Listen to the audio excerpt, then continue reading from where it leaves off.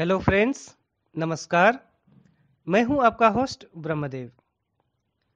Friends, आज मैं आपको बताऊंगा कि अपने घर पर ही आप किस तरह एक स्ट्रॉन्ग लिक्विड ऑर्गेनिक फर्टिलाइज़र या तरल खाद बना सकते हैं, जिसका इस्तेमाल करने से आपके प्लांट्स फूलों और फलों से भर जाएंगे।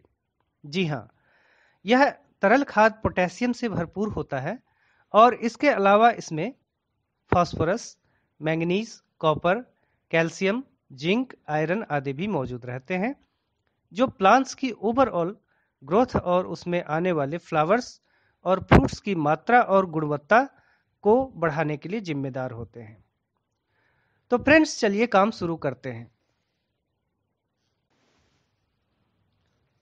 इस हाईली इफेक्टिव लिक्विड फर्टिलाइजर को बनाने के लिए आपको लेना है लगभग 1 दर्जन पके हुए केले। दोस्तों, केले में पोटेशियम की मात्रा बहुत अधिक होती है और नाइट्रोजन के बाद पोटेशियम ही एक ऐसा मिनरल है जो किसी भी प्लांट के लिए अत्यधिक जरूरी होता है। केला एक ऐसा फ्रूट है जो दुनिया में हर जगह और हर समय काफी कम कीमत पर उपलब्ध रहता है। इन सभी केलों को बंच से अलग कर लें और इसके बाद छिलके सहित इनके छोटे छोटे टुकड़े कर लें। केलों के छिलकों में भी उतने ही पोषक तत्व होते हैं जितने इनके पल्प में। तो अब केलों के इन टुकड़ों को मिक्सर जार में लेकर इनका पेस्ट तैयार करना है। जार में केलों के टुकड़े भरने के बाद इसमें थोड़ी मात्रा में साफ पानी भी मिला लें ताकि एक फ्री फ्लो गाढ़ा पेस्ट तैयार हो।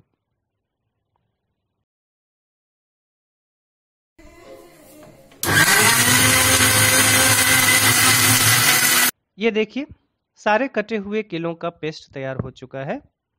अब इस सारे पेस्ट को एक ऐसे प्लास्टिक या शीशे के बोतल या जार में रखना है जिसका वॉल्यूम पेस्ट के वॉल्यूम से थोड़ा अधिक हो। मैंने एक 5 लीटर वॉल्यूम वाला प्लास्टिक बोतल लिया है जिसे पहले से ही साफ करके सुखा लिया गया है। इस बोतल में पेस्ट को ट्रांसफर करने के लिए एक फनेल की भी जरूरत पड़ेगी। मैंने एक छोटे प्लास्टिक बोतल को आधा काटकर यह फनेल तैयार कर लिया है। इसकी सहायता से सारे पेस्ट को इस 5 लीटर वाले बोतल में ट्रांसफर कर देते हैं।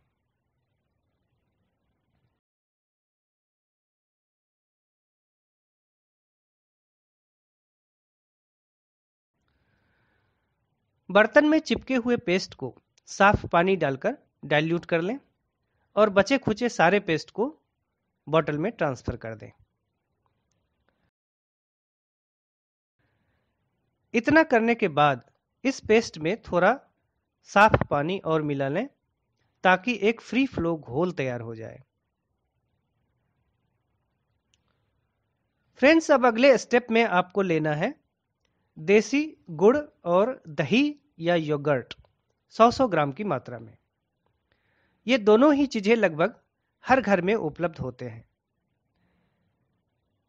इसमें थोड़ा पानी डालकर इन दोनों ही चीजों को आपस में मिक्स करके एक घोल तैयार करें।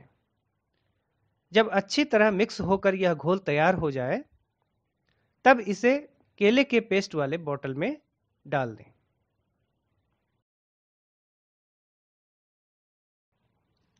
अब इस बोतल को अच्छी तरह हिलाएं ताकि गुड़ और दही का घोल केले के पेस्ट वाले घोल में अच्छी तरह मिक्स हो जाए।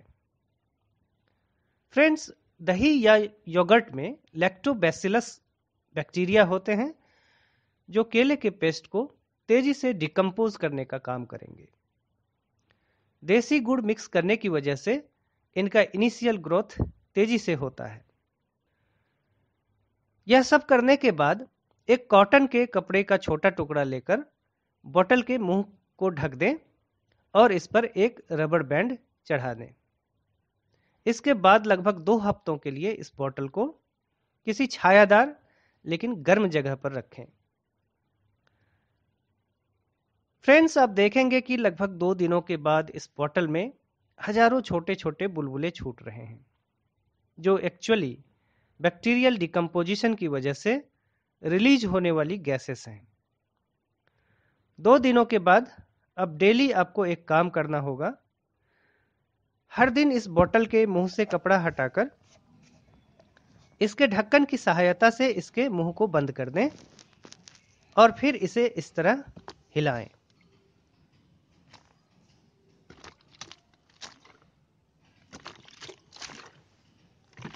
इसे अच्छी तरह हिलाने से इसमें मौजूद बैक्टीरिया पेस्ट में यूनिफॉर्मली मिक्स हो जाते हैं और डिकम्पोजिशन की क्रिया स्मूथली चलती रहती है। बॉटल को हिलाने की यह क्रिया डेली 2 बार किया जाए तो और भी अच्छा रहेगा।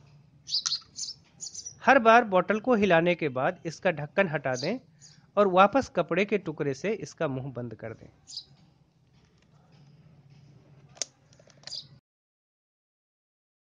फ्रेंड्स, अब 10 दिन हो चुके हैं और मैं देख सकता हूं कि इस पेस्ट का 30 से 40% भाग डिकम्पोज होकर प्लेन लिक्विड में कन्वर्ट हो चुका है। तो चलिए अब इस डिकम्पोज लिक्विड को बाहर निकाल लेते हैं। आप देख सकते हैं इस लिक्विड में कोई भी ठोस पदार्थ मौजूद नहीं है और इसमें से शराब जैसी गंध निकल रही है। यही है वह स्ट्रॉन्ग ऑर्गेनिक लिक्विड फर्टिलाइजर जो आपके सभी प्लांट्स के लिए एक सुपर टॉनिक की तरह काम करेगा। फिलहाल मैं इस सुपर टॉनिक को एक साफ बोतल में स्टोर करके रख लेता हूं। इसे किस तरह इस्तेमाल करना है यह मैं आपको बता देता हूं। इस स्ट्रॉन्ग फर्टिलाइजर को कभी भी पौधे के ऊपर डायरेक्ट अप्लाई ना करें। इसकी 10 से 15 मिलीलीटर की मात्रा को 1 लीटर पानी में डालकर घोल बना लें। इस घोल को आप पॉट की मिट्टी में अप्लाई करने के साथ ही प्लांट के ऊपर भी स्प्रे कर सकते हैं। इस फर्टिलाइजर को प्लांट के ऊपर हर हफ्ते या 10 दिनों के अंतराल पर आवश्यकता अनुसार अप्लाई करें। फ्रेंड्स, आपके मन में यह सवाल आ रहा होगा कि अब बाकी बचे हुए पेस्ट का क्या करें। क्योंकि बाकी बचा हुआ पेस्ट अभी पूरी तरह डिकम्पोज नहीं हुआ है, इसलिए इसमें फिर से गुड़ और दही का घोल बनाकर ऐड करेंगे और बाकी प्रोसेस वही होगा जो मैं पहले आपको बता चुका हूं। तो फ्रेंड्स, आशा है यह वीडियो आपके लिए हेल्पफुल होगा। लाइक बटन दबाकर आप अपनी पसंदगी जाहिर कर सकते हैं और अपने क्वेरी को कमेंट बॉक्स में पोस्ट कर सकते हैं। फ्रेंड्स, अगर आपको गार्डनिंग पसंद है तो इस चैनल को ज़रूर सब्सक्राइब करें और उसके बाद घंटी वाला बटन भी दबाएं ताकि हर नए वीडियो की अपडेट्स आप तक फ़ौरन पहुंच जाए। Thank you for watching.